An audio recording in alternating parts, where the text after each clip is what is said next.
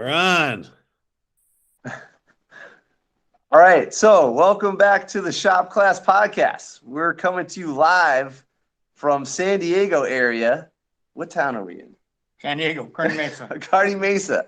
And we got a very special guest. I traveled across the country and met with two special guests tonight. We have Peter and we have Greg. And Peter is a hot rodder in the traditional sense. He builds it with his hands. He modifies cars to break land speed records in the Bonneville Salt Flats and various other timing association challenges. And Greg over here, Greg is a shop teacher coordinator. So it's actually a perfect trio right here. We got a shop teacher coordinator, and a hot rodder. And we're going to share ideas and take questions from the crowd. But we're going to start with the number one question of all time is, did you have shop class growing up? Yeah, I had shop class. Okay. Wood shop and metal shop. Oh, all right. The best two, right? Yeah. And did you have it in middle school too, or just in high school? High school. Okay. They didn't have it in middle school. Do you remember any of the stuff you worked on? The shop teacher, the auto shop teacher, went through the ignition and timing and how to find top dead center and that kind of stuff. Then we had a metal shop. We made funnels and scoops and that kind of stuff. Oh, really? Yeah. Oh, sheet metal. Yeah, sheet metal shop. Oh. Soldering and. So you put hood scoops in, right? No, we didn't do that any metal work on cars, but like little sugar scoops and funnels and that kind of stuff. Nice. That's funny. You know, my dad had a bakery and we had a sugar scoop, like a real a big one. Yeah. But if you turn it and look at it, it was kind of like the way it looked exactly how the lights on a Z car look. Okay. A 280Z. Yeah, right. You know. And Greg. How you doing? Greg is a shop teacher as well, but he's on the coordinator level. And Greg, did you have shop class growing up? I did. I went here locally in San Diego. I went to Kearny High School, took automotive courses. Nice. And that's kind of what got me started. Wow. That got me hooked. You know, I was the guy that, didn't really want to go to school to read The Great Gatsby or, do the math lesson. But, it really came alive for me when, I was, in auto shop and learning, applied math, right? So like, I didn't want to know, my fractions. I can, lock this up and then if I get in the auto shop, I got to learn it. Application math. Yeah. Learning how to use a micrometer and a caliper and machining brake rotors. I took an engine rebuilding class with my first course I took. Oh, that's awesome. Got me hooked. And then I figured out, how to maintain my own cars. It really helped me develop my passion for what I like to do. And then I went on to be a tech, and then now I'm in education. Nice. So let me just double check. Since we're doing this remote, can everybody hear me? Yeah, you sound good. good. Okay. And what's kind of cool is that we actually have, if you could see, has Matt Bloomquist is a shop teacher from Taylorville, Illinois, and he builds houses from scratch. So like literally the school buys a piece of land, builds a house with kids. They get bussed over there. It's pretty amazing. Yeah. And we have Evan. Tom teaches a meeting in Washington State area, and we did a podcast with him last time.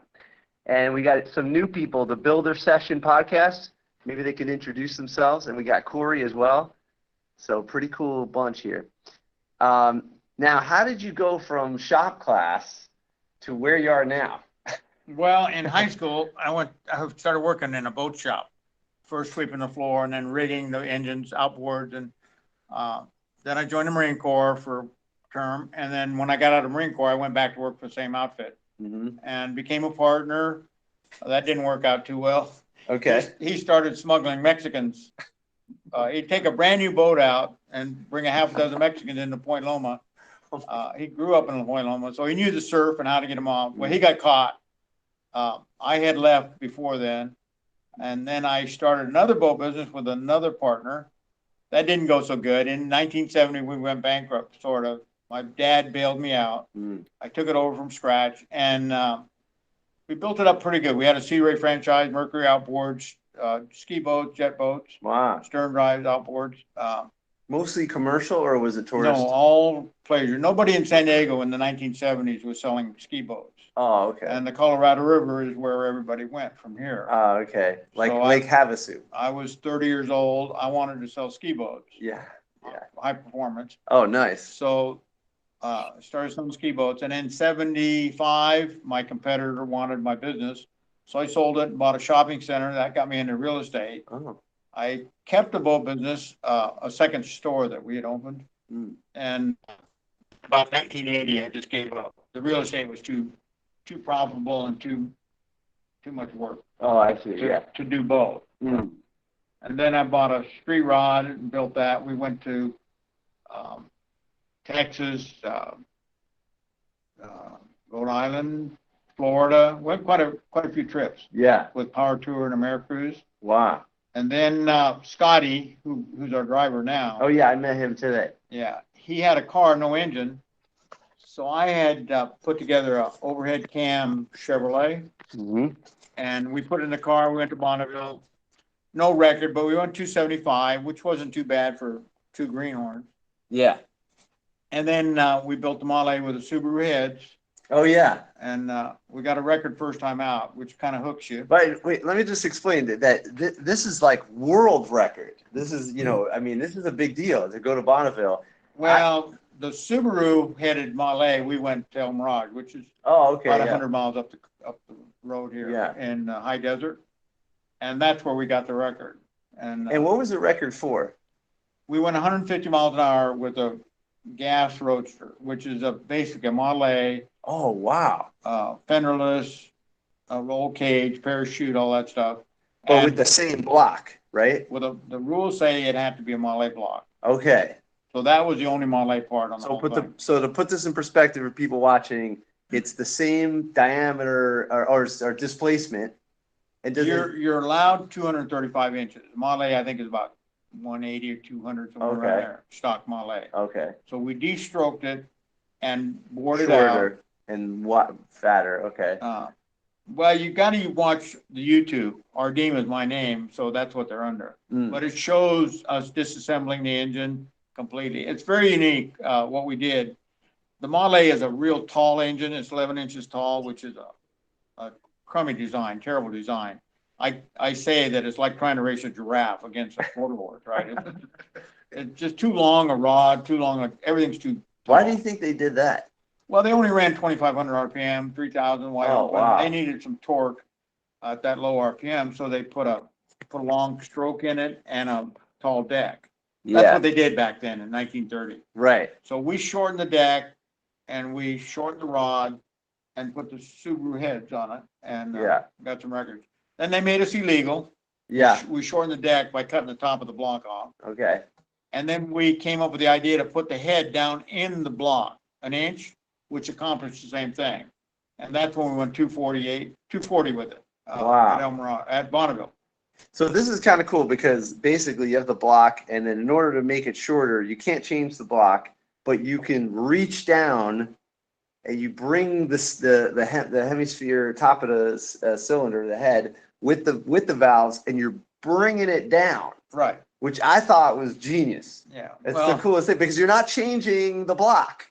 Yeah, the rules say 11-inch block, deck height. And we made it a 10-inch. Yeah. Chevrolets are 9. Because we turned this thing 6,500. Wow. With a turbo, we needed shorter stroke and bigger bore. Okay. And then we made 4 cylinder heads. Because there's no way we could machine one head that would fit in a block perfect. So we made 4 individual heads and then bolted them together and put a cam box on top and then overhead cam. It was a 3-valve head. And you make all this stuff from scratch. Right. So Duke, there's a YouTube video. If you look under Greg Quirin, Q-U Q-U-I-R-I-N, or they could look up Aardema. Aardema. Hey, I got it already. I'm on deck. Okay. Oh, perfect. All right. Yeah, there we go. Yeah. Perfect. So click on the most popular one. The Model A disassembly is the best one. Part 1 and 2. Either one is good. But Greg, he did it here in the shop. He helped me take it apart. There you go. Yeah, nice. Hey, there's a gas station. Take this exit. Nah, they don't have alternative. You're crazy. It's fine. It's fine. And then just, there you go. In part one of this video, Pete Aardema explained the And, development just of hit his mute. 93. Because we got the real thing. There we go. Yeah, there's the four heads And make it bigger, Duke. and, one down in the hole an inch. Full And that's the screen. one we went 240 with. The fastest Model A up at that time was about 216. And a lot of the officials at SCTA, Southern California Timing Association, ran Model A's. And they Oh, were upset that we were taking their record with the Subaru. So we built this engine, we went 240 and we showed them and that. Then we started messing with Chevrolets with the LT5 heads and all from there. It's been going on for 20 years.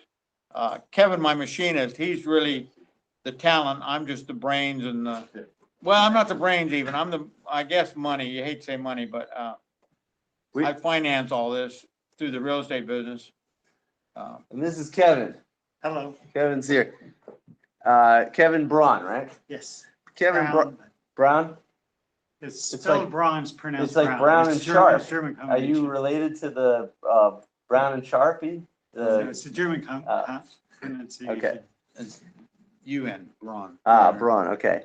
Anyway, Yeah. we had fairly good luck with the Model A, but they break almost every other run or every run. So we put I like 4-valve heads. So we got a pair of the LT5 heads, which came on the Corvette in 2000 or 90 Corvette. with a Okay. 4-valve head.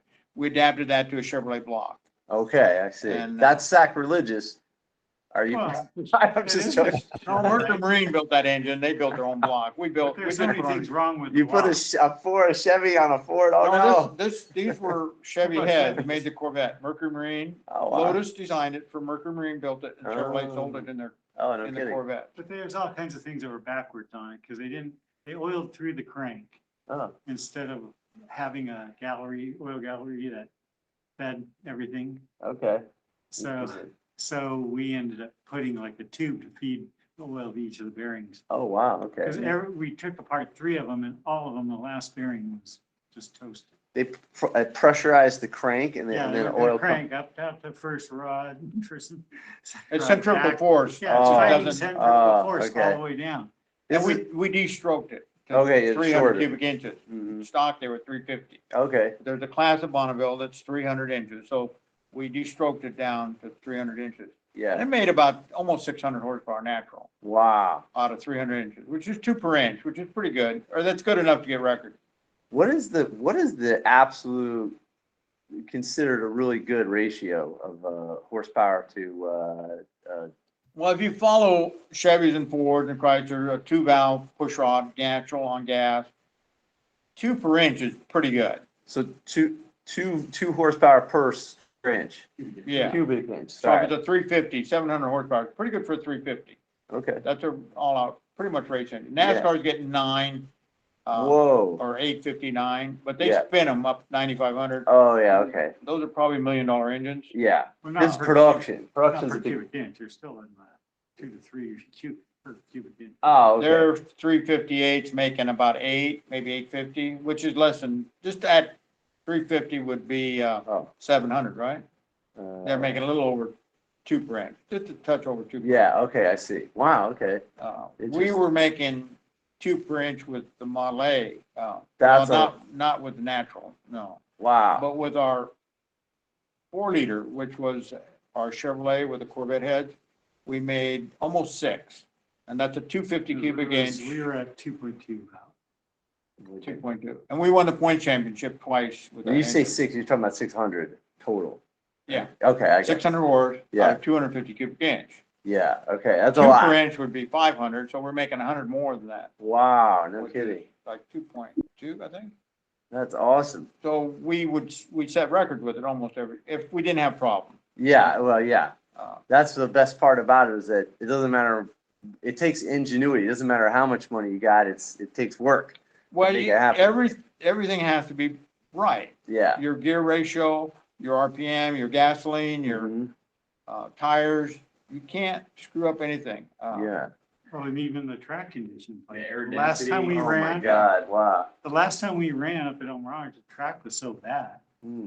And we had a hell of a time getting. Does it the get muddy? cars. Is it dirt or is it, It's or dirt. it's not salt, It's right? not, yeah, but It they won't let rained. you run on it if it's Ah, wet. okay. It rains now. Yeah. And it puts ruts in it or tear, and then the fast cars, the good cars, they Yeah. tear it up big time. Oh, wow. You know, what's kind of cool is the perspective is interesting to me because I'm from New Jersey. Everything's just humidity and rain all the time. And when you go out to the Bonneville Salt Flat, it is literally just an ocean flat of salt. It's Right. just unbelievable. So people that are watching this, I don't think it's hard to imagine, but you'd have to look up some Bonneville videos to see. There's a guy from Or go Minnesota visit. that Oh, came really? out there and he told me there's places like that look just like that in Minnesota, only it's freezing cold because it's an iced over Yeah, lake or something. Exactly. You know, and the funny thing is where I teach in the third most densely populated neighborhood per square mile in the entire United States. And our neighbor to the left is number 2, and our neighbor to the is number 1. So it's just people everywhere. And then when I went to Bonneville, there's nobody there. Yeah. It's like totally different, you know? So I always try and bring, you know, the perspective back to the other shop teachers and to the classroom. And we'll show this to the kids and they'll get a chance to see another side of life, you know, which is kind of cool. So we had the 3-liter that's in the car now. We had a 4-liter that was a Chevy block with those heads. And we built a 5-liter, which is stock with the original Corvette LT5 that we de-stroked to 300 cubic inches. And then I told Kevin few years ago, I said, we got to build a V12. Oh, yeah. Because V8, it's hard to get what I like as far as the geometry, short stroke, Oh, big okay. bore, Huh. in a 6-liter, V360 cubic Okay. engine was a 600. So I bought a Jag head, Yeah. 4-wheel Jag, Okay. and we took it to our guy who does a lot of head work. That junk head, don't even mess with it. And I went and bought 2 Nissan head, V6 Nissan. Okay. We're gonna take 4 of them. Huh. Get a race head. So we found those Aurora, which was Oh. an Indianapolis Right. Aurora V8 head, race head. I remember there was this Oldsmobile, I think it was the Aurora, but it was built on that engine. It was like a 4-cylinder, but it had a ton of power. I don't remember. Is this That was the the quad 4. I think. Oh, the Quad 4. Is this the one we're talking about? No, Ah. no, this was like a North Star, like the V8. Oh, okay, I got It you. was a 4-liter originally. Okay. And Indianapolis had a class. They said 4-liter production, naturally aspirated, 10.5 max RPM. Okay. And so Nissan and What does Oldsmobile 10.5 mean? 1,000? 10,500 RPM. was max Oh, okay. RPM. I got you. Okay. Yeah. That's a lot. Yeah, they were making Yeah. around 700 horsepower. Wow. On alcohol. Airy Landite, he had the track record with Okay. that engine. It Wow. still stands, I believe. 234, something like that. Okay. So then they made it a 3.5-liter. It was too powerful. Oh, So I they see. Yeah. de-stroked it. Okay. And then they gave up. Honda took the track over with their engines. Oh, later. So really? Those, and they're all turbo. Everything's turbo. Okay. Formula One, NASCAR. Yeah, NASCAR's the only thing that's Hey, national now. Did you ever see this movie, The Wraith, with the Duke? You remember the Wraith movie Call you back? with No. the hot rod that from outer space? I think it had an Oldsmobile engine in it, something like that. Probably called the Rocket. The Rocket. Yeah. Yeah. That makes sense. Well, Shelby bought some of those engines, not the race engine, but the Oldsmobile 4-liter, Uh-huh. and he built a little sports car, mid-engine sports car. Hmm. He didn't make too many of them. Okay. But he had an auction and sold 2 of those engines to us Yeah. at the auction, brand new 4-liter Oldsmobile. We took them to Bonneville and both of them threw the rods out of them immediately. Oh, Those wow. powdered rods just, Oh, I handle see. Well, it wasn't until we turned it over 7,000s. Okay, yeah.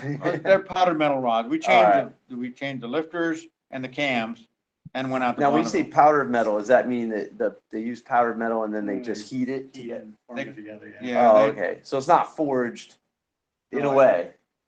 No. No. It's nothing like that. They Okay. make it out of powdered metal and they cook it, Oh, I see. they fuse the metal and they fracture break the rod Oh, I see. after it's machined, Yeah, and that they're very inexpensive and not I the see. best of quality. Yeah, they're just trying to get production cars out. Right. Yeah. And we got these brand new engines, so we're not gonna change the rods or the Yeah. pistons. So anyway, it broke, Yeah. both of them. Let me check. Are you guys hearing this? Okay, everything's all right, Duke? Yeah, we're good still. We're good still. Oh, nice. Okay, does anybody have any questions? Because I think we're actually going to walk over and check out the machine shop soon. Anybody want to jump in? Think about it. If you got questions, All right. So, Greg, you're saying you broke the record 275, right? How? No, we went 278. We qualified for the record, but we never were able to back it up. Oh, you have to go twice, right? Yeah, you have to. That was with the V12. That's not with the Model A. That's one of your first races, though, correct? No, the Model A was the first, and the best Yep. we ever did with that was 240, which still stands. And then after the Model A and the LT5 Corvette headed thing, we built a 12, and that engine went 278, which qualified for a record, but we didn't back it up. How do you prepare yourself for 240 miles an hour? Well, I'm not the driver. It was a unique car. It was a front wheel drive Streamliner. All right. Very unique car. I'm just wondering how you go from a normal daily drive, 70 miles an hour up to 240. Like, how do you prepare yourself? Well, it's a different car. It was a newer car. We gave the original Model A Streamliner to the Speedway Museum in Lincoln, Nebraska. They've got two of my engines, my overhead cam engines, three of my overhead cam engines, and they've got the Streamliner that we set the record with, 240, with the Subaru headed Model A engine in it. And then we built the Lakester with the V12. That's the one we went 280 last year. Oh, yeah. Oh, man. Modified too. Yeah, we had another car that we borrowed from a guy. It was a rear engine modified Roadster. So it's a 27 bucket. The driver sits where the engine normally would be, and the engine is behind him. So it's kind of like a mid-engine And that's where we won the championship. 29. We won the championship twice with that car with different engines. What's the difference between a championship and a record? Well, the record is just a one event deal. The championship is kind of different because you're racing against everybody that races at El Mirage. It only counts at El Mirage. Oh, okay. But you're basically racing against everybody. There's no classes that you win a championship. Oh, I see. Yeah, so it's whoever gets the most points, and it's by the record, and then how much over you go by the record, you get. Oh, additional that's cool. point. Really? Well, it isn't, because some of the classes are real soft, so it's easier for them to get points than somebody going over 200. If there was a shop class that wanted to attack a record, is there a record you think that they should go after? 50cc motorcycle. Yeah, small motorcycle kind of thing. You have to look at you wouldn't race a Chevrolet or a Ford. Yeah. Because everybody's been doing that for Too 100 much years. competition. Yeah. Okay. So you go to the lower classes and get like a Honda 4-valve, 4-cylinder, the S2000 little Honda. When that came out, there were a lot of records set with that engine. And now they're putting turbos on Hondas, and they're really going fast. Wow. No kidding. You got to pick a class, pick a body style that it's obtainable. Mm-hmm. And you have to look at what the guy said. He's going 300 with a little Honda turbocharged thing, not 300, but 250. Yeah. That's going to be hard to beat. Yeah, you're getting up there. You got to pick a lower class. Okay. What about this? I saw a weed whacker. They called it a weed whacker. It was maybe 50cc. Yeah. I saw this guy with a motorcycle and a sidecar, but it wasn't a sidecar. It was a pontoon, Right. and he's laying down, Yeah. And, but he went 75 miles an hour, and I don't know how many cc's it was. 50. Really? I think that's the starting class, right? Oh, wow. That would have Okay. been McLeish probably. Okay. There's guys out there that pick a class and attack it. Nice. You could run there's steam car class, right? Really? Steam or electric is really big right now. Yeah. I got the chance of going out with EV West 2 years ago, and just to help them. And they went after they call it class 2, but it's up to 2,000 pounds. And it was, I think, a Lakester where the wheels are outside. Right. And they easily took, I think they went, I don't remember, maybe 250 or something like that. But they usually broke this record that was sitting there for 11 years. Yeah. Yeah. But potentially they could go faster because they were geared for 330, but they had a lot of issues. You know, a lot happens out there that has nothing to do with what you think it has to do with. No, Little things like the big pack was fine, the big battery pack, but the 12 volt died. We always you gear know. for the record, right? Okay. Bump it a couple miles an hour, but a lot of times you got more horsepower than you need to get the record, but you never go back and break your own record. You just get what you get. You know? Yeah, I see. And it's a gremlin that get you. You know, the parachute fell off, or the gear ratio was wrong, the or tire the track fell was out. bad, Yeah. or there's always a gremlin that gets you. Tire, literally. Do you yeah, Duke's enjoying this. This is good. That's a good Hey one. Evan, the what do you gremlin think of thing. this, man? Oh, sorry. What are you saying, Duke?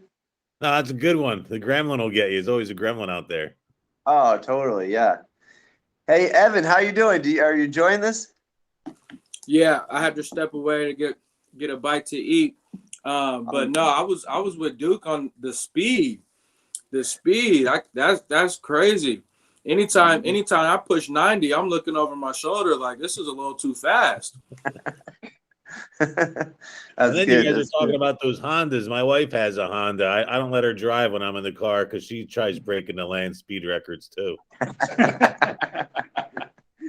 But one thing that wasn't mentioned is, he mentioned a few records, but I believe there's a total of 33 records, right, Pete? Something like that, yeah. Of 30? yours. 30? Yeah. Is it 30? Wow.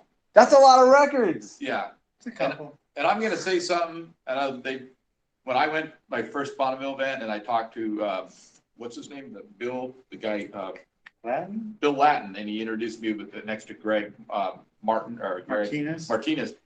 He told me that, a lot of people will try even a couple generations of families. The father did it, now the son's doing it, or they'll try. Wow. And a lot of these folks, don't get records. And, some folks will be fine hanging up with one. Once they get one or whatever they try. But he said, there's a lot of folks out there trying to get a record, and to have what Pete and Kevin have done is truly amazing. Yeah. This is awesome. To have that many. I have an appreciation for the racing because I went to see the Baja 1000. It's a little different racing, but it doesn't matter how prepared you are, you still can DNF. You're gonna not finish. You break anything, and you're done. And they go out there with these trophy trucks and whatnot. And I ran a quad one time. I thought I was a racer. You got to have a little bit of a death wish to push it. But I was able to finish races, but I couldn't beat these other guys. But I now understand when someone says go racing, and then like you said, get a record. This is not easy to do. So I'm just expanding on how many people entered the Baja and how many. There's only one winner. Right. There's a lot of garbage on the side of the road and flipped over vehicles. Yeah. They always told me to finish first. You must first finish. Yes, exactly. And then we did Best in the Desert, and there was a guy who ran the place, Casey, his name was, and he would put on the event, and he would make sure that every driver would come up to the start line because they stagger start you, and he would say, slower's faster, get out there, like that. He would say, because he didn't want you to kill yourself. He wants you to finish, Yeah. But yeah, that's an amazing accomplishment for you guys. Hey, Ron, I got a question. Go for it. So last week, I think we touched a little bit on the fact that we got kids in our classes that are interested in cars and whatnot, and we're trying to connect the curriculum and the projects that we do to things kids are interested in. So I want to hear from our guests and their opinion on how just your opinion on how the best way to connect kids to a career that lines up with kind of what they're interested in, working with their hands and kind of doing the things that we do in our classes. Yeah, basically, if you guys could be the director of a shop teacher class, what projects would you want us to work on? We got to experiment now. I think electrical stuff. To me, the biggest thing is push the science. There's so much science in racing. Mm-hmm. Everything is an experiment. Okay. Every time you run, like say when we set the last record, we experimented by taking air pressure out of the tires. to gain traction, and we ended up going faster and the engine turned slower. Whoa. So there's a lot of science involved that, you know, you don't really think of, but everything's an experiment when you're racing. Okay. So there's, like I say, it's a good way to Controls and variables. yeah. I like to have baselines and then see if they can beat it creatively. Yeah. Sorry. Just do it. Even Yeah. if you make a mistake, you learn more from mistakes than you ever learn by success. This is Failure is a hell of a teacher. Yeah. Evan, what do you think? That's pretty good, right? Yeah. You know, one of the things that, you know, I truly try to focus on, and I heard the word failure right there. You know, I think, you know, I teach juniors and seniors, so I you know, I get them later in their educational journey, but I think general ed has a way to teach our kids that failure is a really bad thing. It's terrible, right? It's an F. Yeah, it's like the opposite. Exactly, right? Like, we want to learn from our mistakes. And so it's really trying to flip the switch on the fact that I want to fail because it means that I'm working towards my successes. So I think that's great. Yeah, if you go out there and everything works perfectly, you don't learn anything. Totally. Well said. Yeah, exactly. Yeah, so Evan teaches machining in Washington State area, and he's a Boeing trained machinist, and he makes these little remote control cars and whatnot. But it'd be kind of good to see if you could. What I would like to see is some sort of control and variable experiment, you know, where they push the limits of those things. Maybe it's a straight line, or maybe it's a climb or something like that, where something has to, most likely something's going to break on the way to the finish line, and measure it. You know, that would be pretty good. Yeah. Remote control. Yeah, he has remote controls, and they make the bodies and they make all the I stuff. was wondering when they have speed records for land speed, or like land speed records for remote control. Oh, good question. I'm sure they do. I'm sure they do. Oh yeah. Electric cars is probably where it's going to go. You know, the young guys, if they can learn how to build electric cars, learn about voltage and ohms and all that stuff, maybe start a deal like SCTA. You know, Southern California started 80 years ago out there in the dirt.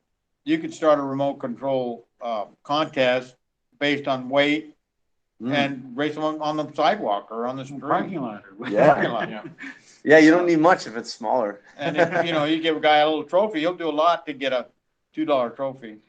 That's true. Ron, we have an event out here in San Diego. We've participated with our high school students. Yeah. It's called the Solar Cup. Oh. And it's actually, they got to build a solar powered boat. It's a 16-foot like canoe style boat. Yeah. It's a tight specification, and it's for high school students. Wow. And it's most students that, you know, usually like we've in building trades and construction, engineering, and automotive are usually the makeup of these. And there's teams all throughout California that form, and there's criterias and benchmarks you have to meet. You have to go to workshops that are put on by the Southern California Water District, and you have 7 months, and there's a rule book. It's literally like this thick. It's a telephone book rule book. Yeah. And you got to build your boat within those specifications, and it's limited to a certain amount of solar power. Wow. 24-volt system. There's a variety of, but yeah, it really comes into the design of the prop and so on. And it's a 3-day competitive event. Wow. Building these solar powered boats that students actually sit in and operate. It's not remote control, but like we've seen that to be a real good, learning lesson for the students, because the end result is this. Yeah, you want to go fast and you don't want to sink. In the beginning, it's hard. In the beginning, it's hard to get it going because you're trying to kid. We're building a boat and looking at a couple sheets of plywood. Anytime you get competition, you get creativity. Yeah, I agree. But yeah, it's good. It's good stuff. So that's something neat. I know it's a California event, Southern Yeah. California. It'd be great if that was Yeah, the sun has to shine. But Yeah. it could still be. Yeah, It yeah. could still be nationwide. There could be ways of doing that nationwide. You know what I find? Some of the things that these shop teachers are up against is like field trips, believe it or not, end up being difficult. Oh yeah. So it's the you same still process. can do these little competitions in your school, Buying so a pepperoni pizza is hard. yeah. In a high school setting. Believe it or I'm sure not, they all it's know that. actually, you everything's a yeah, problem. it gets difficult, but You know? engaging the students is number one, and we're actually trying to rethink it ourselves. Yeah. We don't have, I know you saw one of our shops today, you actually Yeah. saw 2 of them, and And we're trying to rethink it. How do we re-engage students to keep them interested I in it? think I think small competitive projects, because small keeps the price down and location and all that, and competition, and measure it like you guys are saying. It's all about the science. And so, Cool. All right. So, any other questions? Otherwise, we're gonna walk into the shop. So we'll just keep this rolling, but we're gonna grab the phone and just walk into the shop, and then walk around with these guys and get a taste of what it's like to build these engines. Cool. All right, We're so, ready. We're ready to roll. You guys ready? Let's go in. All right, so we're gonna walk over there. Okay. All right. Okay, yeah, I got it. Okay, can you guys hear me? Yeah, you're still good. Okay, perfect. Should we go check Man, that the first? weather Yeah. looks nice there. Oh, the weather's amazing. We had You snow. go here Well, not first? almost snow. All right. That's So, amazing. so you got two. You got Greg's camera and my camera.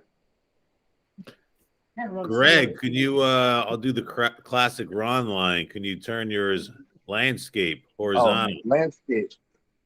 And then also make sure it's muted. There we go. And Duke, let me know if there's any issue. Now you guys are both good. Keep going. Okay.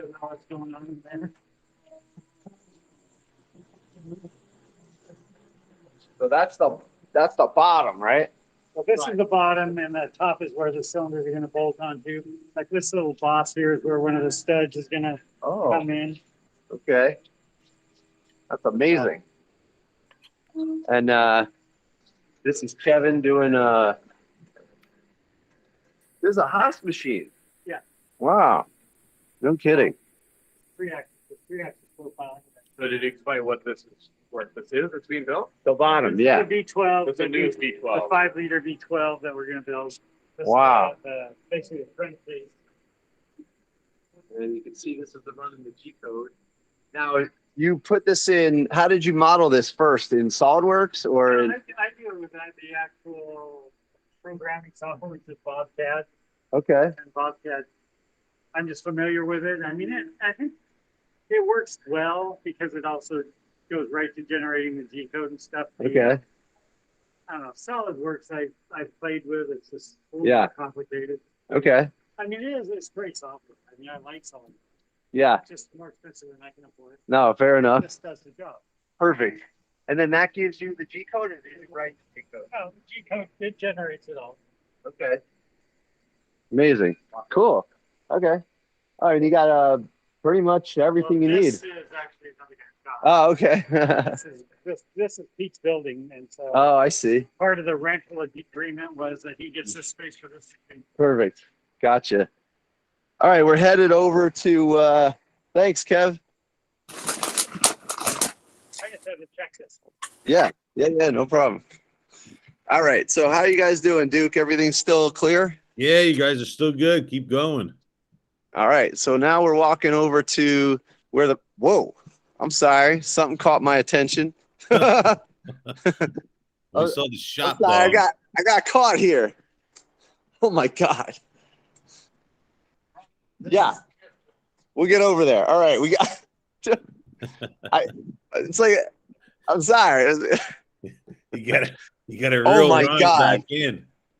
Yeah. Wow. This is the 12. Yeah, this is 12, the 6-liter 12. It's 369 cubic inches, or 369. Sorry. 369. Wow. And did you guys weld that up? We didn't. We have Bob Butler make the headers. Okay. It's amazing. The crank is basically it's this area right there that's being machined. Oh over yeah. there. So It's this the inside. this part here is what we're making over there right now? No, this part up here. This actually holds the crank, and Oh, okay. the cylinders will be actually welded. Well, the water jack will be welded. The cylinders will be pressed into it. Wow. Okay. So in retrospect, this is really running against other vehicles that are running Chevy 350 style. Yeah, this is running. This is a Chevy 350 competitor. Wow. But remember, this produced 920 horsepower, flywheel horsepower, right? Yeah. Hey, Ron, Hand built. Yeah. what's that material that's being machined over across the street with that, what you just pointed out? 6061 aluminum. Okay. Good question. So this After we machine that and we weld them together, then we'll have it sent back and have it heat treated again, bringing it back up to a T6. T6. Yeah. Did you guys hear that, Evan? Yeah, that is so. The heat treat, you're just making it's harder. You're making it harder. Yeah, Right. after it softens when we machine it.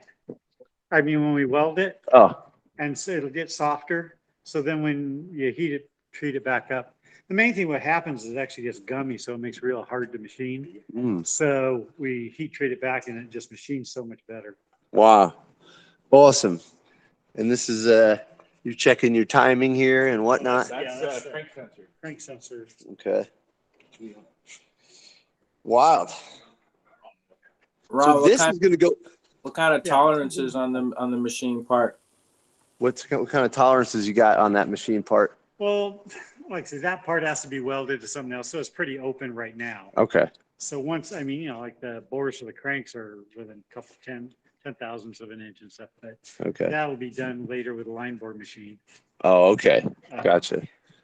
So this is like a, This is the engine that went 278 in the car. oh geez, guys, get ready. I don't know if the audio is going to pick up, so It's about to get serious.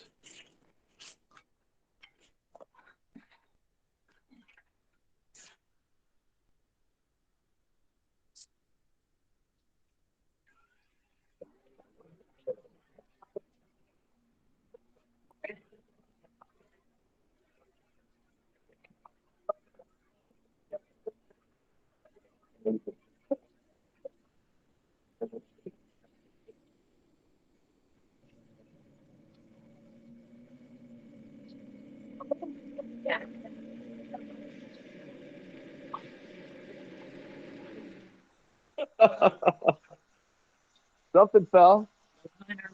Wow. This came off of somewhere. 6 liter. My ears are tingling. This engine qualified 3 miles over the existing record. Wow. 10 cylinders. We burnt the two cylinders up on the run. Oh my God. they went 279 on 10 cylinders. You know, I had that thing when you travel in an airplane and it just popped it. I'll tell you I'm this. racing 350 Chevrolets with it. Wow. Oh my God. Wow. But you can be in the class because it's just a displacement, right? 6 liter and then the body. And they don't care if it's It's 10 natural, pistons. It's natural on gasoline. Okay. So then we can run blown on gasoline or fuel and gasoline. So each class is faster. When you say fuel, that means not Nitrous okay. or alcohol. And what was that? This is just race gas. This Smells is great. gasoline class. Yeah. Okay. It's the slowest class. Okay. Wow. With 900 horsepower. And Ron's pretty excited right now, guys. You can't see the excitement on his face, but he's pretty excited right now. I was like, wow. This is amazing. The smell. You gotta Yeah. the smell. Oh, yeah. You know, Air it freshener. They should make an air freshener like that. they should. Yeah. They should make that air freshener. That's Yeah, totally. Race fuel. You can see that this at 920 horsepower, natural on gasoline, Yeah. against a Chevrolet or a Ford. Yeah. It's no contest. No. Oh, wow. So they're not happy with you breaking all the records. Well, They'll make an Aardema rule. we didn't set the record. Oh, really? No, because they couldn't back it. We didn't. Ah, and why couldn't you? Because we it burned was 2 lost. pistons. I think he's got all. Well, that's good. You're on the limit. You're at the limit The there. guy with fuel went 290. Oh my And God. he got the record. Wow. Same when you- body, Okay. same 6 liter. He went 290. Now he's running a alcohol Hemi. Okay. De-stroke down to 360 cubic inch. Oh, this is the piston. When you say burnt, it basically liquefied it. Yeah, it's gone. Are you guys seeing that? Yeah. Well, actually, it looks like a face. It kind of looks like it came from the moon. It like dropped off the moon and came. Wow. So that they believe is because this air duct right here, this Yeah. air scoop, The scoop. was ramming air into the rear cylinders at 250 miles an hour Uh-huh. and actually creating boost. Because at 250 miles an hour, right? One guy calculated it. Running it lean on the back cylinder. So you're Wow. ramming more air down those rear cylinders. So basically the failure is that this started to melt here and then. If you look at this point right here, the top Oh, ring yeah. gland and the top of the piston are only about 50 thousandths there. It gets hot and then it's over with. It grabs the Yeah. ring That's can't. it. It's over. It's in the video. And it's the same thing, like two rings and an oiler. Am I Right, right? Same right. thing as a regular This is the car. piston they would have run at Indy. Okay. So they ran that thing for 500 miles, no problem. The front, And is this shorter than normal? Is that how it is? Like for competitive type of stuff. it's a short piston. Because yeah. it's super lightweight. Well, it's a 2.5 inch stroke. It doesn't have a Okay. big skirt on Oh, I see. Yeah. And it's What the deck material only is 8 this? inches. This is aluminum? Yeah, it's a race piston. It's a Okay. Carrillo piston, Okay. CP Carrillo. Wow. Same piston they run in NASCAR, Mm-hmm. but different. Yeah. design. And this is an interference engine. In other words, if you throw timing, you're going to crash. Right. Okay. Sure. Okay. And you're looking at the only one in the world to exist. Wow. That's it. That's amazing. These heads were made specifically for racing, naturally aspirated 4-liter. Mm-hmm. So we took 6 of them, made 6-liter And cut them in half. Wow. to make this engine. So we've got the best heads that Oldsmobile or Chevrolet could make at see. the time. Wow. That's amazing. Nobody's building a naturally aspirated 4-liter, amazing. or a 5-liter, 6-liter. It's unbelievable. Now, what'd you say? You hit 279 with that engine? Right. Minus 2 cylinders. Yeah, minus 2 cylinders, Do you and they think- still 279. I think you could have gotten it up to 300 with all 12. We'd like to go 300 this year. Yeah. Wow. It is Putting O2 sensors in this car? Yeah, this car with these little tires, 300. This is the one we went 278 with. This body, this chassis. Wow. Did you make this or did you Right. get this from No, someone? we bought it. We made it. Okay. Yeah. We pieced all it together, cut these with hole saws, pieced it all together, tack welded it with a MIG, Nice. and then we brought in a guy that TIG welded it all. Okay. Wow. And this is what you had on the dyno today. I'll show you guys the photos later. They had this on the dyno today. They had an issue with the spark. This is the sheet metal engine also on the video. It's a 3-liter we built from scratch, short stroke, 3-inch stroke, and a Yeah. 4 and 3-inch piston. Big block bore spacing. Yeah. Okay. Basically half of a big block. And this is what's really interesting to me because I want to make a 1-cylinder sheet metal engine and have the kids make it like a kit and then be competitive. Because I've been I get these old lawnmowers off the street, but we beat the crap out of them because they're not meant to take, people rip out the threads. This is the biggest problem is the kids rip out the threads all the time. Get a motorcycle head and build the bottom half. Ah. You don't have to worry about the cam, the lifters, all that geometry and the flathead stuff, all Right. that valve in the head and the block. That's tricky. Oh. You build a block, just a pipe and a box and a crank, Wow. and go get a motorcycle head, and you can get the motorcycle You see, piston. this is what I'm talking about. It seems simple, but you got to come all the way out to California and meet Pete. Well, if you can get parts that are made mass produced, you can Yeah. save tons of money. Wow. And the machine a block, we had a guy call us, he wanted to build an engine like this. Yeah.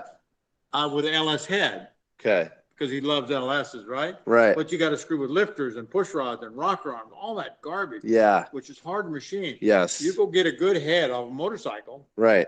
and build a block. And you're done. Or you buy a Honda head and you build the rest of it. Okay. Much better. And you don't even need, you can also cut and make individuals. That's a little more work. All right. Okay. Okay. That's maybe the next class up. All right. You have Okay. to know how to weld. Yeah. You have to reheat treat. It Mm. gets a little involved. Okay. It's Fair easier enough. to get a 2-cylinder head, a 4-cylinder head, and build a block. Wow. So Ron, these tires, I'm showing the group the tires on. These are speed rated at 300 miles an hour. Wow. And when you really think about like, my hand, right, in comparison to the tread, that's all you have for traction. Oh, So yeah. you're trying to hook up 920 horsepower Wow. on the lawn. So it's you know, and a lot of people watch the videos and like they say, oh, that looks easy. No. But I'll tell you, when Cal and Scott, the drivers, it's a pretty interesting concept to see how they can actually plant 920 horsepower. No on traction dirt, on control. dirt. I mean, if I had these tires on my Prius, it would be hard to get traction on Yeah. that pavement, right? I mean, let alone they're doing it on dirt. So he's getting down this is where all the modeling. Oh, wow. What happened when we built this? This is actually the Streamliner that we gave to the museum. This is the wrong car. This is the first car we built. Wow. But what I'm gonna show you is this.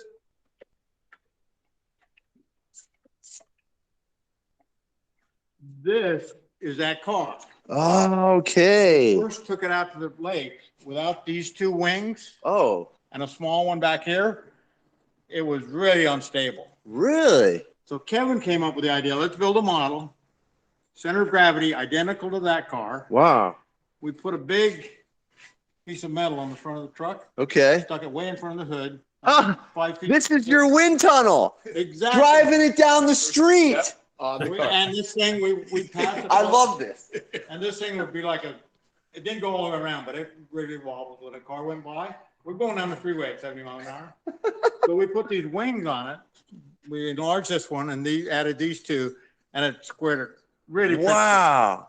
Basically, the truck was a wind tunnel. That's amazing. Because You don't have a wind tunnel. You don't need to build a wind tunnel. Just drive it down the block. We hung this. We got the center of gravity exactly the same. Yeah. Got the shape pretty close. We had to add weight up here. How'd you get the center of gravity? By picking up the real thing? Yeah, we put the sling here. Okay. We know that the center of gravity is right about here. Okay. So we duplicated this on this, Wow. and that fixed the problem. That's amazing. This is like, of course, you've seen The World's Fastest Indian. Yeah. This is like when he does a cigar trick and he. Well, Kevin was talking about the guy that did it for the rocket guy. What was his name, Kevin? The guy went. He went into space. Oh. And he didn't have, so he put his rocket on this truck. Oh my Same God. idea. Wow. Wind tunnel, a wind tunnel on a hook in front of your vehicle. Yeah, and then you go down the freeway, you can go 80 or 90 if you want, All right. and you pass a car, and this thing literally almost made a 180 Oh my God. or 360. And then when we put the wings on it, it just calmed it right down. And how did you pick out the wing profiles and whatnot? Well, this car, the tail bolts onto it, right? So we didn't want to bolt the wings to the tail, so we bolted them right here. Oh yeah. Okay. So that's the same point. Mm. And then this wing originally was real small, so we made it real big. Now, why did you think 3 instead of messing around with this one? What made you decide to? We thought, 3's better than 1. Okay. All right. Because it comes apart right here. Oh yeah. Yeah. The tail's out there. Right. Okay. Because the trailer's 20 foot and the car's Oh, yeah. 20 foot. I Perfect. didn't want to build another trailer. Yeah. So the tail bolts on via these. Right. Amazing. Incredible. What do you guys think? This is kind of cool, right? Oh man. Yeah, this is awesome. They say nothing goes on in shop class. Look, there's prototyping, problem solving, wind tunnel. Mm-hmm. This is the other half of the engine we showed on the mill. Okay. So this is what part is this now? This is the cylinders. This would be the top of the block, right? Okay. Oh, this is just not, they don't have holes yet. Yeah, we're gonna bore it right here. for the Ah. sleeves. And the part we're making out there is I call it the doghouse. It goes right in here. Yeah. Crank here. Oh, that's what you're making right now? That's what's on the mill. Okay. Is that center section. And this would be the middle, kind of. And the water is going to go in here. Yeah, right. This Okay. is the top. This is the middle, and then there's a girdle that goes on the bottom. The That holds bottom. the crank. Yeah. Okay. So this this part is like this. Okay. Gotcha. This is a head we made for the big engine. Oh, is that casted? Is this That's the? wood? That's a model up and done in wood. But the, They milled it out of We wood. made 4 of these for the big engine. There's a whole nother subject. Wow. That's another 5 front but that's not for casting. That's just to test the milling program. Right. Okay. Okay. I got Because you. metal, doing this out of metal would be a lot of work. So Okay. we do it out of wood, Just to a see lot easier. and see if it fits. I tell the kids all the time, make it out of cardboard, make it out of wood. Exactly. Okay, so I'm not the only one. No, we've done a lot of stuff on the floor. All right. We very seldom do Any kids blueprints. listening to this, we make it out of paper, cardboard, and wood first. Kevin's got a printer. Oh, look at this. This is the 12 that we just started up, that Kevin did on the printer, Wow. which is this also, right? This is Amazing. with the middle section. Yeah, which will be welded in This is what you're seeing here now. It's Okay. just that top part. this year. Yeah. Excellent. Yeah, Wow. This is the front of the block. So this will be 900 cc smaller than what you currently. Yeah. It's 1 liter smaller. 1 liter smaller. Wow. When you just fired up. Okay, but it's a different class, Different glass. So but still the 5 same. liter, 1 class down. Yeah, Wow. they're not gonna stand a chance. If this one's as good as that, yeah, Yeah. make 800 horsepower. Wow. There's not a 5 liter making that kind of horsepower. And what's this cut out for? Okay, to get the cam speed at half RPM speed, Mm-hmm. we need to reduce the RPM. Oh, So the cams, they were chain driven originally, or the head. is this? That's cams for this engine here. Okay. But if you look at this engine, the cams are so close together that the biggest sprocket we can put on here is about 3 inch. Yeah, That would make this thing 1.5 inches. It would never work. okay. So we reduce the RPM of the Yeah. of the cam by putting this idler in here, Oh, I see. which Oh, is- so it's going through here and then through here and Yeah. then to it here. reduces 2 to 1 here, Got it. and then these 3 1 to 1. sprockets. This is just an idler, Got it. just the same as that engine. So that is going to take a Chevrolet chain, like this Okay. Ford chain, Yeah. and then we put a cover on here, and we'll have a small sprocket like that that sticks out here, which will run to the 4 cams. Perfect. So I all- totally, yeah. Why not? We just use a Chevy chain. Well, Okay. this is Ford, that's a Chevy in that one. Mm, And we actually took 2 links out of it. this is amazing. This is awesome. Overload. right? Yeah, this is amazing. What is? We're just learning about the size of the reduction for the cam. And because you couldn't get the sizes in there, they actually, you go up and then come out and then go up. Like almost like a 4 liter. Huh? No, is that also around here? It's upstairs. Okay. Because of the, how close the gears are to each other, Yeah. we actually put two belts on it. Well, the exhaust sprocket is staggered ahead of the intake so that one belt runs the intakes and the other belt runs the exhaust. Oh, We okay. did 2, the 5 liter and the 4 liter like that. Mm. And because you can't get this close together. Oh, so you 'Cause see, stagger These are 1 to 1. That way we could still run off So you the put this crank. one out a little further and it's, Actually, but- the 4 liters upstairs. Oh, okay. Ron, I'm pointing for the folks to see. They can see the welds. Oh, And this, again, it's a built I segment. don't know where the chain is for this. And that's the oil pump. Oh, okay. Look at the look at the unrestricted, flow right into the combustion chambers. It's just an awesome view down into this. I don't know if you can see that. Oh, they can see it. Yeah, that's just right into the combustion chamber. Oh, Peter's here. How you doing? He's good. He's a machinist as well. Awesome. Yeah, there's Corey, there's Nick. He's a fireman and also a teacher. Matt is he builds buildings and trades. And we got Duke. I saw Matt said he made a comment. He doesn't know much about cars, but Oh, it's all right. it's it's pretty cool. It's If you're basically I'm like- a car guy. Yeah, yeah, I've worked on a lot of production cars, and Yeah. every time I come up there, I'm lost. yeah. This is at a whole different. This is level. custom. So even though I work on mainstream everyday production cars, this is a whole different planet. Okay. How's the communication and camera work, Duke? Everything okay? Yeah, everything's good. Wow, we're so lucky. Oh my God. Let me check how much battery I got. I do have. Battery pack. No, actually, we're good. See what I got. Yeah, you know what? If you could grab the battery pack, that'd be perfect. Okay. You want to go see that? Oh yeah, where do you have it? You gotta go up here. Okay. All right, we're going up. We're going up, guys. No, no. See it.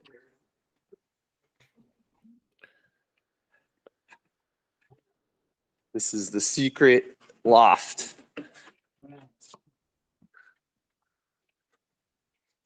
Just so you guys get some perspective on the shop. Oh wow, here we go. This is the Moser one. There's a video about that. See, this here is, you can see how we staggered the belt. Okay, this is a V8. Oh yeah, look at This this. this is a iron Chevy block, which is actually a rocket block, which we did because it had the shorter deck. Now we still maintain the 2-to-1 ratio between the crank and the cams. Oh wow. But we have this cam here, or this belt here is for the exhaust cams, and then this belt here is for the intake cams. You get a better view. There And- you go. See, you're not supposed to be looking at this. That's all right. This is just, Yeah. now these are what we call, I can't see them very well. I don't know if we can open that up to see. This is what we call barrel valve throttles. Let me see if I can go over here. Oh, this would be way better. The lighting's a lot better. Okay. What kind of throttles? They're basically cylinders that we made that are, there's no good lighting up here. I don't think we had seen them, but there's a round cylinder in here, and when you open it up, there's no butterfly. It actually is just round. Oh, open. I know what you're saying. So Yeah. it just opens up, so it goes, I don't know if you can see that very well, but it Yeah. goes all the way down Yeah. to the valve. There's no butterfly. It's just a big round cylinder that closes it off. Wow. Okay, interesting. So it So just there's rotates. Yeah, it rotates. There's no air interruption at all. Oh, I see. So, Interesting. Where else do you see that? Is that like a slide on a carburetor in a way? well, they made slide carburetors too. The problem with slide carburetors is if you back off, there's a whole lot of vacuum. And then when Oh, you go to get back into it, you know, it's really hard to open the throttle. oh, again. interesting. Oh, But okay. this motor here has the same thing. The cams are there's a single belt. I mean, a belt for the intake and one for the exhaust. Oh, yeah, look at that. And that's all driven Yeah, by down the crankshaft. off of here. But there's down, well, it's way down here, but it's down on the crankshaft. Yeah. And there's a 2-to-1, and then we run dry sumps on everything. Okay. Wow. It's amazing. I love this. That's great. This is great. That's what we dream about. Oh, hey, Mark Willie's here. Mark Willie, look at this guy's beard. Oh, perfect. Yeah, bring the light. Let's go look at this real quick. Want to look at this again? Yeah. Mark, these are all handmade record-breaking engines. Thank you. So let's say if you can see it down when you open the throttle. There's no, can you see down in there? Yeah, there we go. Perfect. Yeah, I got that's it. good right there. There we go. Go ahead, rotate it. Look at how that closes. No butterfly. So it just rotates. He's just cranking it over with his hand. Yeah, well, that's this here. Yeah. See, it's, Wow, that's straight down. You don't want to drop anything in here. no, but there's, not there's getting no it back. interruption. But this motor we won the championship with in the rear engine roadster. And then this is the one we just went like, well, we got the record at 226. The last 226. run of last Wow. year. So you're attacking. That was a 44-year-old Could record. have went like 250. What we No. do in Bonneville. Well, he went 245. Do you get points for how long it's been since that record's No. held? Oh, you should, no? Oh, you're caught. Bragging points. That's it, Ron. Bragging. Yeah, I points. know, yeah. That's the best thing ever, dude. No. It's a total No. bragging rights. It's all in the car. Okay. Yeah. Mark, they're going after every class. Everybody's in trouble. And When you build a 4-valve and you build a V12, you know, you not only got twice as many valves as a V8, but then you add 4 more cylinders with four valves per cylinder. wow. You really got a lot of valves, a lot of breathing, a lot of. What do you do about making sure you got enough fuel to get in there? Is that, Well, is we that, actually ended up having to is that an double the issue? size of that tank because we ended up going to, I think it's 6-gallon tank to go to Bonneville. wow. 5 miles, we're using that much fuel. In 5 miles, how many gallons? 6 gallons. 6 gallons in 5 Well, we haven't used miles. it all. I mean, you probably used a little over 4. They're not worried about the fuel mileage consumption No, situation. if you're racing, you know. We're just going fast. That's amazing. Cool. 6 gallons in 1 mile? 5 miles, and they Well, consume. 6-gallon tank. We actually, like I said, I think we consumed a little over 4. Okay, about a mile per gallon. 1 mile. But they're also, You know what? yeah, That one one's 1 mile right a gallon. That was with a big 12. But they're running a 12-cylinder engine that's putting out like 900 horsepower, and they're going like 275 miles an hour. So you know, it's all relative. Mark, did you miss when they were breaking out the models? I Yeah. I transitioned from the other show, and I will rewatch every minute of this with popcorn and I love it.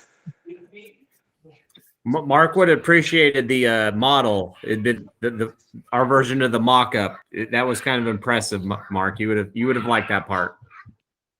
Can you I get me this? remember working on one of those with Duke in high school. Very similar. Yeah, it's not going to work for me. So this is basically, yeah. So basically what they did, I thought this was very clever, and the guys are asking about it now. Because I had a video of it. They figured out the center of gravity, and then they wanted to figure out the wind. Can I tell you what happened?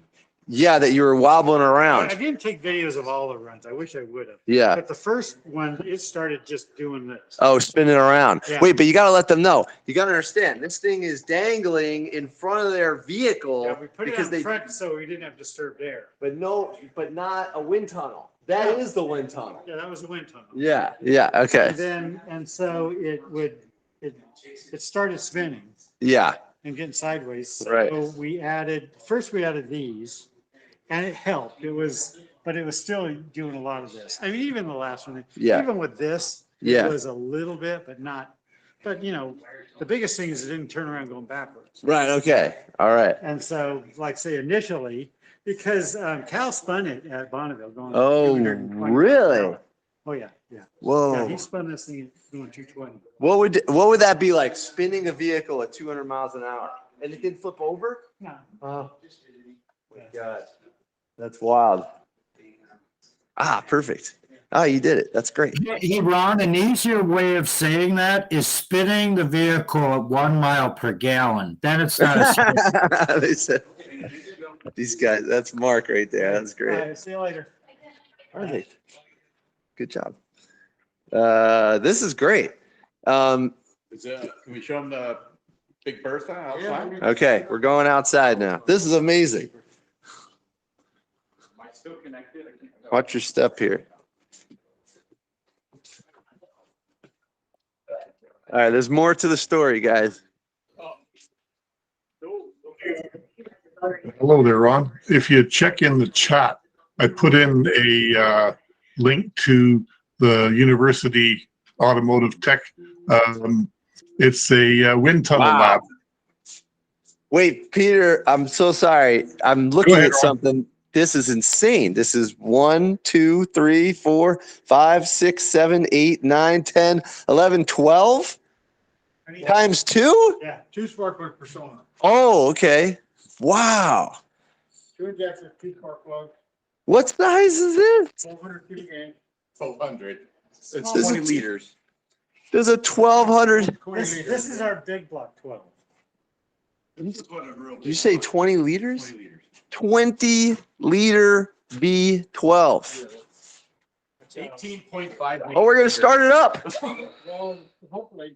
They call that engine the sustainable.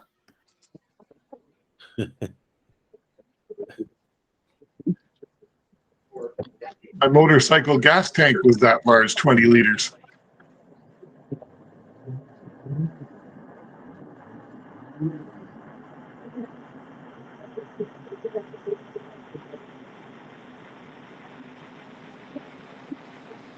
Oh my God. They probably didn't hear it. Yeah, it My was so ears are. I didn't pick up. Oh my God. That was amazing. That's Kevin's idea. I don't know what just happened. Yeah. I don't think that's going to fit on your carry-on for the way back, Ron, but it's nice that they're letting you take it back to Jersey. That's wonderful. Can I get this on the plane back? Oh my God. This was gonna replace the Allison that they run in unlimited hydroplane boats. Oh, okay. That's all right. Building the engine was pretty easy, I think. It's making 3,000 horsepower for 15 minutes flat in a boat. 3,000 horsepower. That's what we have to make to be competitive with a turbine engine. Oh, really? Oh, they got turbine engines. That's what most of them went to. Because they ran out of Allisons and Merlins. And, And you make it in the same way that you guys make all the pieces and you Yeah, found it's heads that you identical like. to all the This rest is of them. different in that everything is welded together in the crankcase. All the mains and everything are all welded. Ron's still trying to Yeah. figure this out. Yeah. Information overload. Yeah, I'm I like think blown away. His internet just crashed. He's trying to boot it back up. I don't know what it is about the sound. It's just something else. It's like, What's 1 liter? Well, it's 100 inch per cylinder, right? Yeah, oh my God. 100 inches per cylinder. So it's like 2 monsters, big block, 600. How big are the pistons? They're 5 and 5/8. 5 and 5/8 These are the diameter. Third stroke. These are blowers. They're vortex That's dual. centrifugal blowers. They're not turbo. Oh, what do you mean by that? Well, they're belt driven turbo. It's like a turbo, but Oh, it's belt driven oh, I see. rather than gear driven. Oh, than so- exhaust driven. Oh, so it's not a supercharger, but it's a turbo driven the same way a supercharger would be driven. Right. Okay, right? Yes? Okay. You could. It's a belt-driven turbo. Exactly. Okay, okay. Kind of. It's a centrifugal blower. All right, okay, I'll go with that. All right. Longer than turbos. Wow, really? This is it right here. What your viewers can't experience right now is the smell. Yeah, You have to explain the smell. it smells like you're standing next. Oil, racing fuel, hydrocarbons, carbon monoxide. all Yeah. there. Well, I guess you can't smell carbon monoxide. Makes you feel alive. Yeah. They should sell this stuff. Ron, we're gonna make pine tree air fresheners with that scent. Yeah. Sell them on Shop the class air Shop- fresheners. Top Class Podcast website. Shop Class Podcast, scratch and sniff shirts, and it's going to say makes you feel alive. Yeah. Scratch and sniff makes you We feel just- alive. You get some cardboard, you just dip it in fuel, and we'll put it in the mail and send it to you. Mark, Yeah, we we're- should get This is those Shelby scratch Block. and sniff stickers from our elementary teachers. Oh yeah. All right, go ahead. Yeah. With our homemade cam box, stock heads. Yeah. This is a push rod motor converted over a cam. Oh, Yeah, okay. It's like similar to the single red cams they made in the 60s. All right. Ford, but it's a wedge head. It's a stock head. We made a box, put a cam in it, Mm-hmm. uses buckets and shims. You come around. Yeah. You can see the cam. It's basically.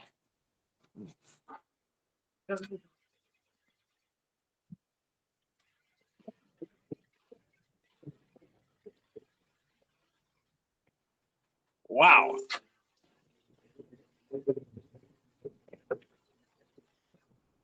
It's really cold blooded. It's not as loud as that one. No, but it's in there. It's in the ballpark there. Oh my God. Only one in the world that we know. We, Oh yeah. We originally made this with rocker arms. It didn't work too well. I gave it to the museum. I gave the rocker arm engine to the museum Mm-hmm. in Lincoln. So we converted it to buckets and shims, which we're more familiar with. Buckets and shims. Oh, I got you. I know what you. Yeah, Volvo design. yeah. Okay. The video That's what we had on yeah. the video that's on this engine. Yeah. Really And you know, informative. so that people remember, Greg's done a fantastic job with his Super YouTube job. channel. He documents all the builds and the details. We're just getting like a tour. This is, you really want to dive in, you got to go to Greg Quirin. I gotta get back up on the horse and get more of these videos out. No, there. no, So I got a lot of B-roll, but I have to put them all together. There's a huge cache there. It's awesome. You know. And then this is the tail for the Lakeshore. Oh yeah. I'll spot in on the push-off wheel. So this is when from the push truck. Oh yeah. So when you push the vehicle off the starting line, so that's where the contact of the push plate's going. And these are the two parachutes. Oh yeah. Okay. It's got two parachutes that are available. And those chutes are packed in there after each race. Can you take a picture of that? That was the engine that started it all. This is what started it all. And these are the Fiero. Yeah, Fiero heads, but that burned up in a fire. Well, there's Fiero made the 4-valve head for the Fiero. Mhm. Pontiac did. But we bought 2 heads. This is 30 years ago. Mm. And I ran into Keven. Yeah. And we machined these heads from blank. And we had to take a 4-cylinder head and make it a left and a right. So we cut the front of itself off, weld it to its back, because you need a right and a left. Oh yeah. You know, these heads are all symmetrical. Okay. But as soon as you put an overhead cam on it, you got a front and a back. Right. So we had to, anyway, it burned up in the fire, unfortunately. Oh, you had a fire here? So a lot of your viewers don't know that Pete lost his house in one of the wildfires. Oh, no kidding. Really? Wow. Oh, I'm sorry. His shop and house. Wow. No kidding. There's an LS with an overhead cam on it that we just did because we wanted to do it, so we did it. Yeah. We did it for Joel, but Yeah. There are 2 of them, 2 of those in existence. Wow. This thing here, this is an LS block with the Corvette head converted to belt Mm. on a 34 And Ford that- chassis you can with a see why Corvette. we went to the double, the 2 belts, because see how close these are? Oh yeah. Definitely And close. that, Yeah. and that still is running off of a cam, but we had to make them that small. Wow. There's one on the stock Push cam. rod Chevy cam, stock push rod cam. Oh, So all 5 camshafts turn. so Well, from same that size.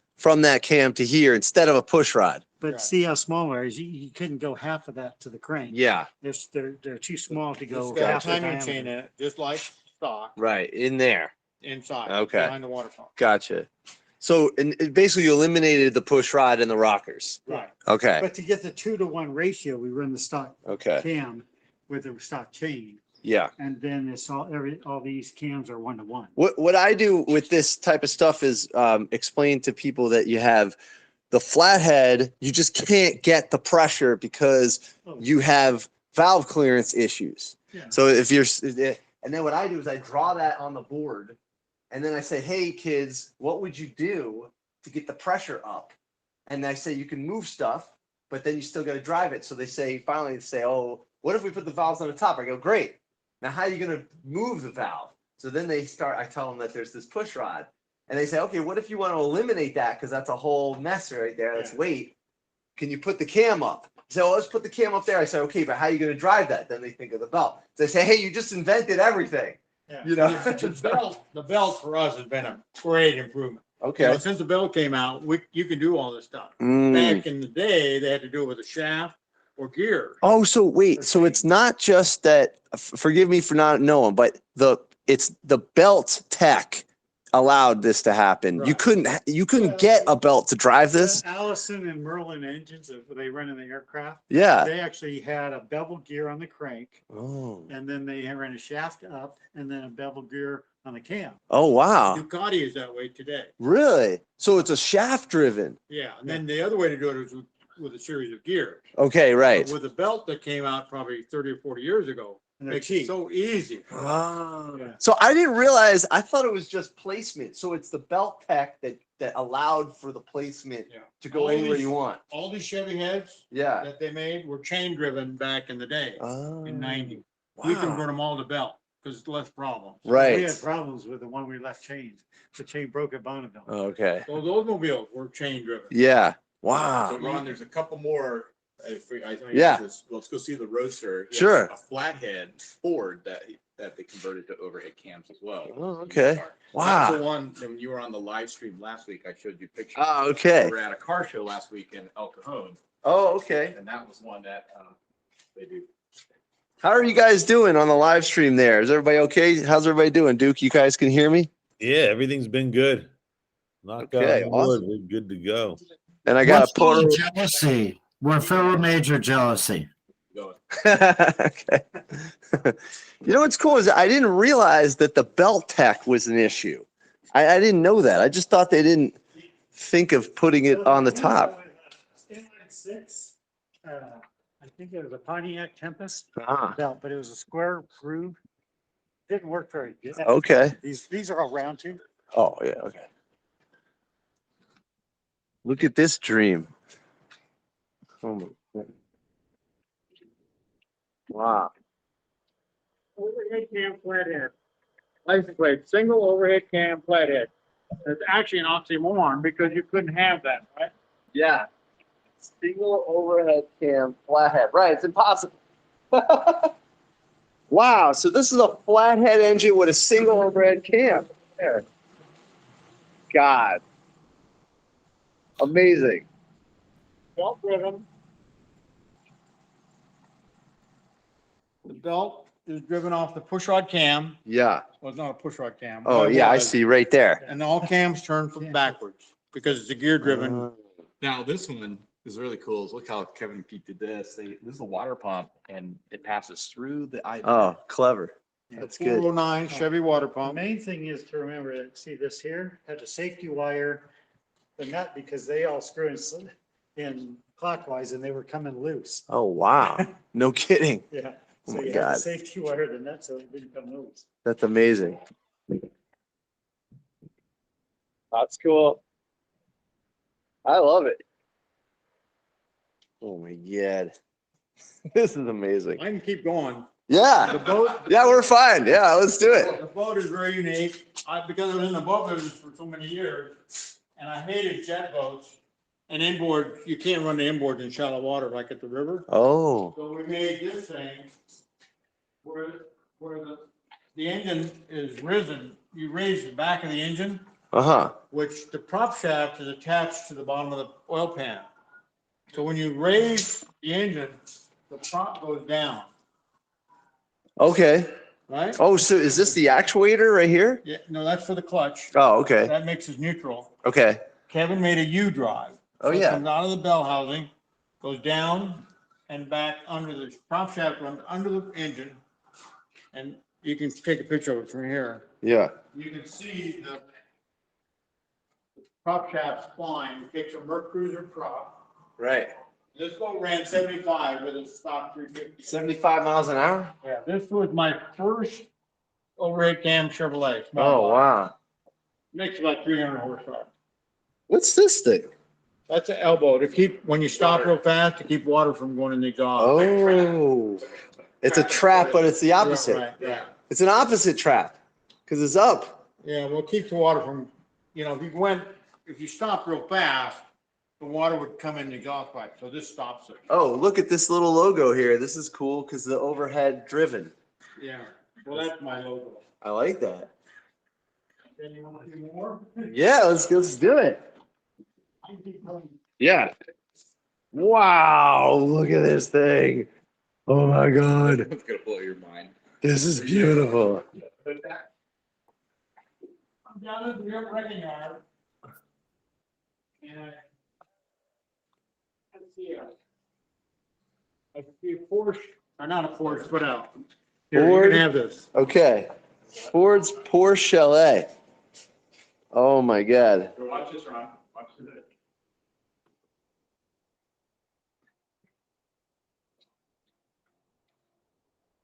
Automatic, guys.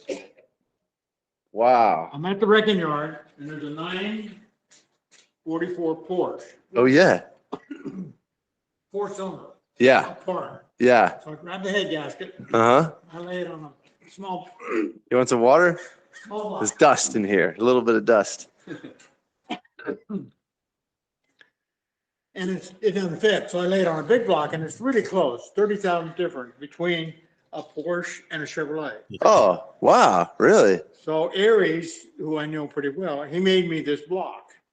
He moved the centers in Mm, 30 thousandths, okay. and he put the Porsche bolt pattern in it. You love taking the heads. The head's the whole key. Head's where horsepower is, right? I wouldn't have thought of that. That's great. Twin cam, 4-valve. Head Wow.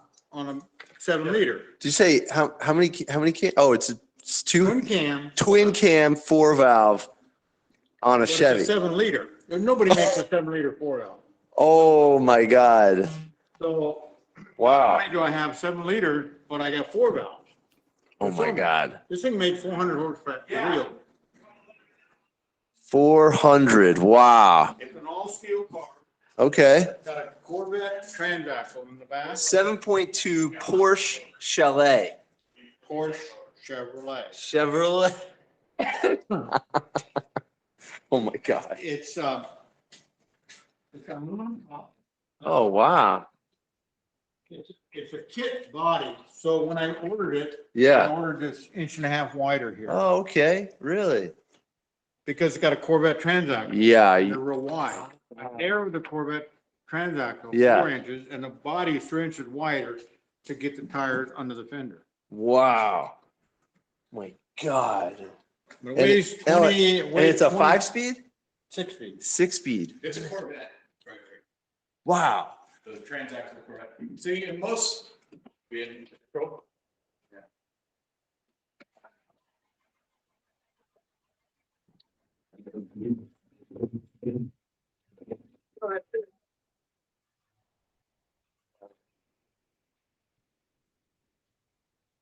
Take a while for the lifter to pump up. My God. Yeah.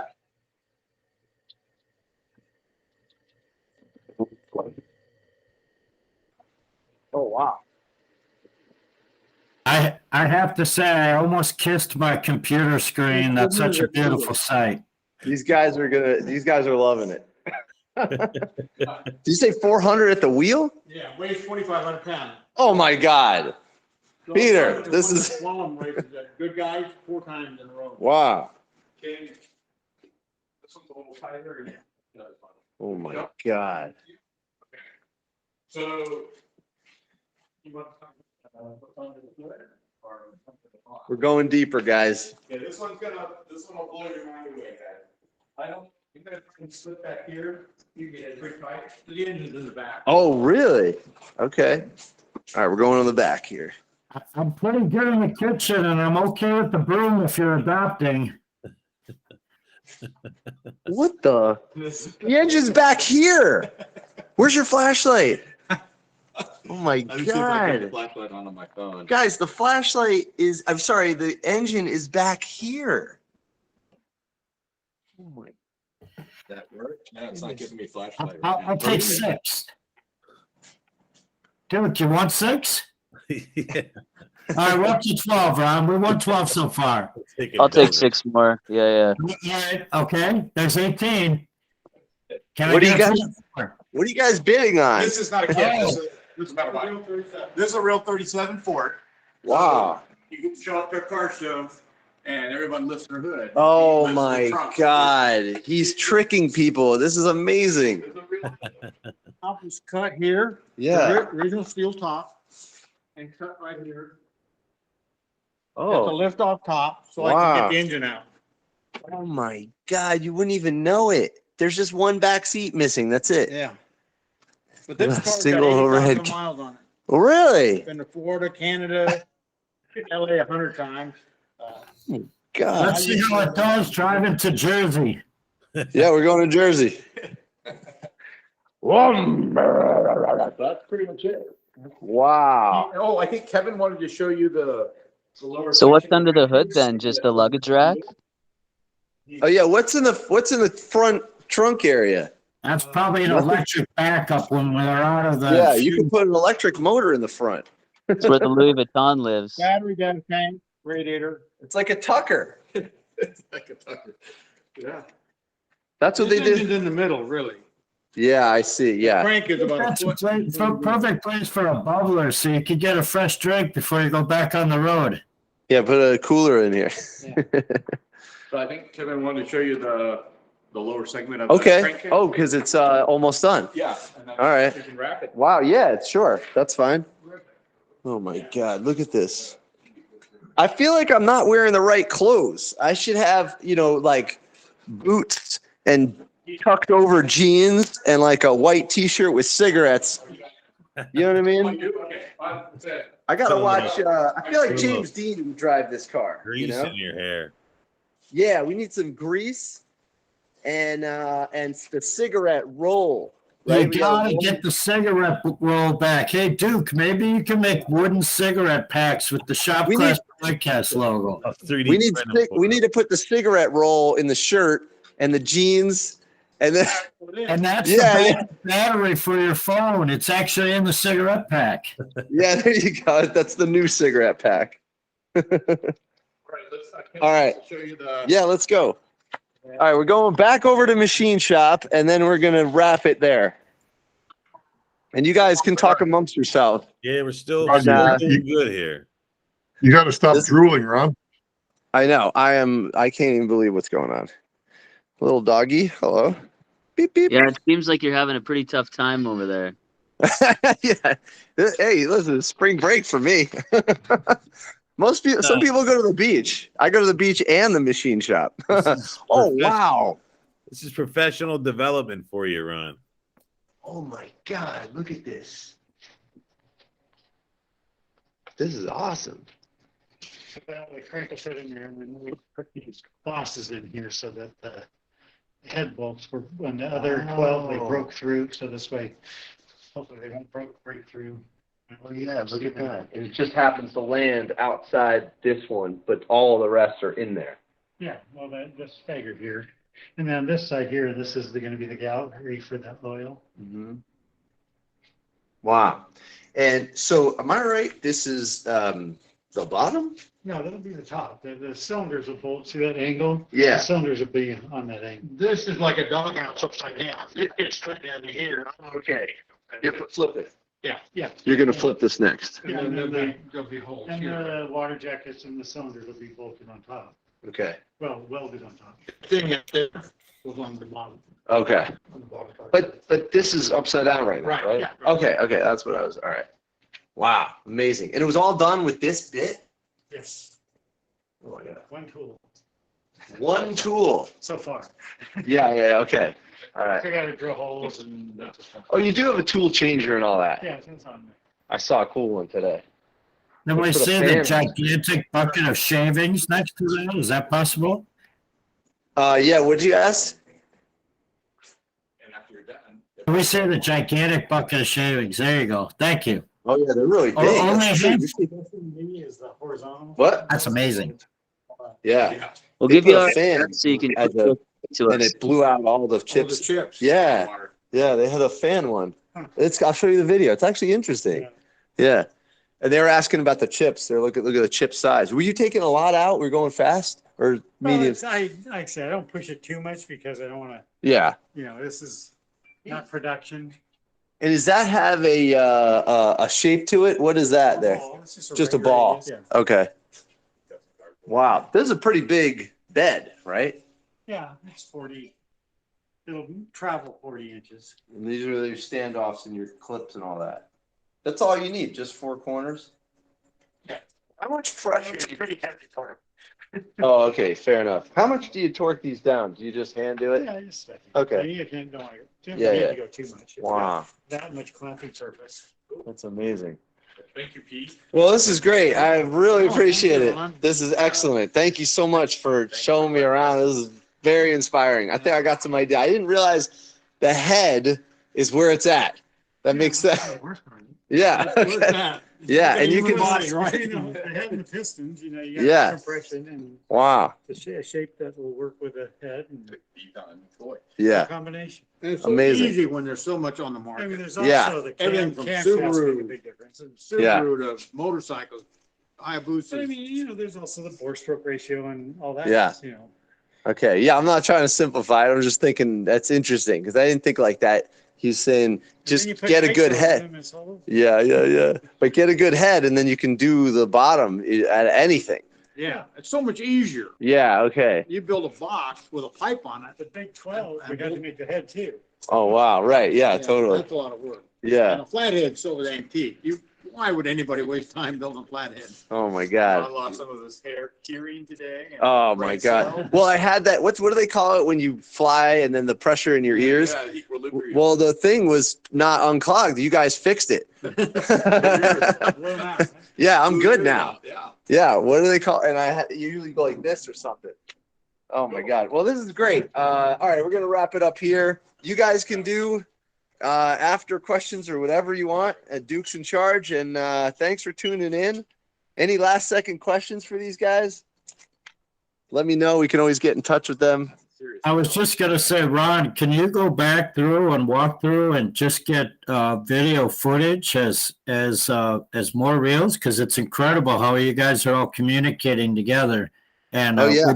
we'd love to hear and see more. Oh, I'll get some photos, but don't forget, really, Greg's done an amazing job with his YouTube channel. Duke, can you put it in the chat?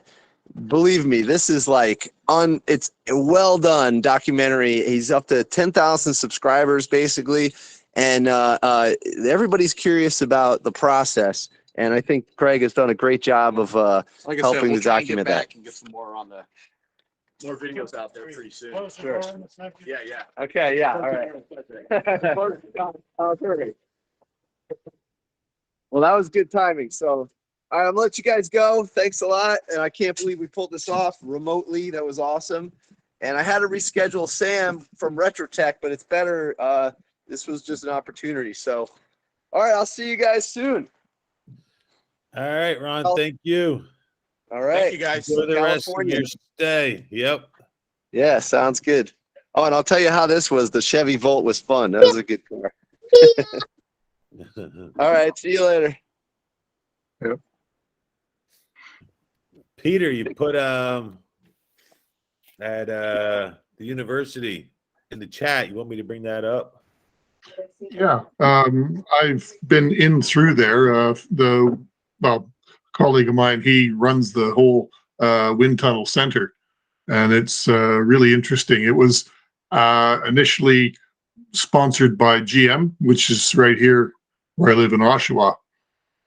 The head office is here too, and they promote and they rent this space out for doing all kinds of different company air tunnel testing of all manner of vehicles, or also aeronautic stuff. It's really an interesting place to be. So it's well, changeable. They can reconfigure the thing, and it's a really neat thing. I was in there prior to its commissioning, so we could be in there. And any other time you need security clearance pass. Go ahead. That's awesome.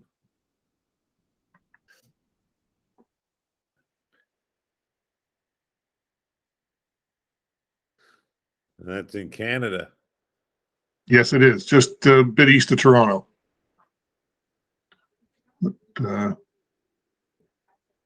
It's a rentable space by corporations. If they want to bring their material, they can rent space. They've got laboratories, they've got offices that they can conduct their research there for a prolonged period. And then it's just like a short-term lease.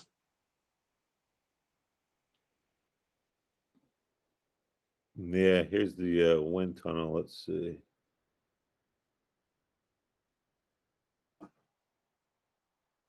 So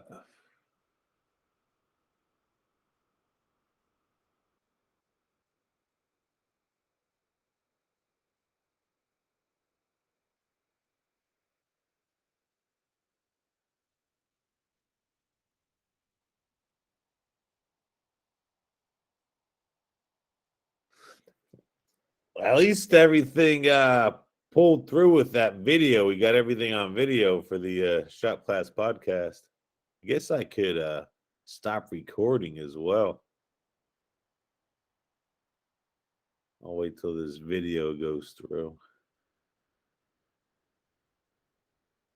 There's Ron.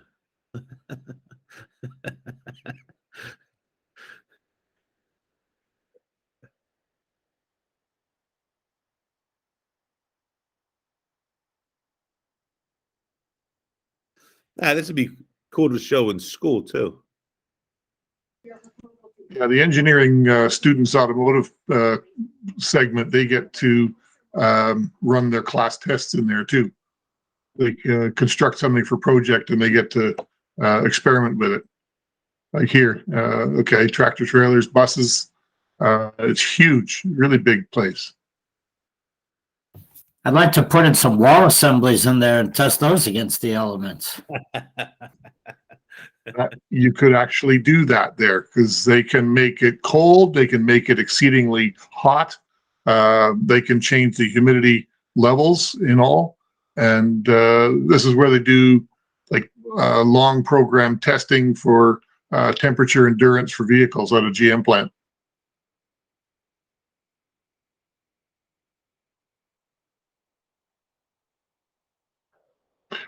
Yeah, the shaker table is interesting. It just simulates a huge rough surface. The acoustic panels, that's tuned They for, have well, at the bars in Wisconsin. mhm.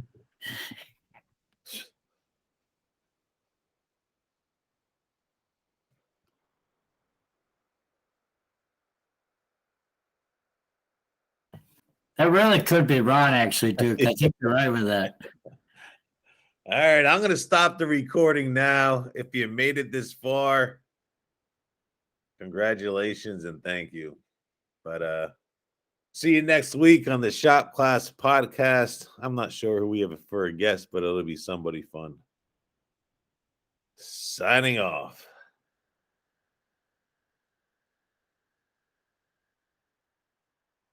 It's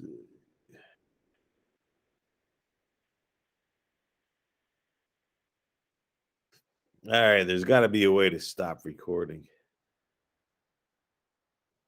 Hold on.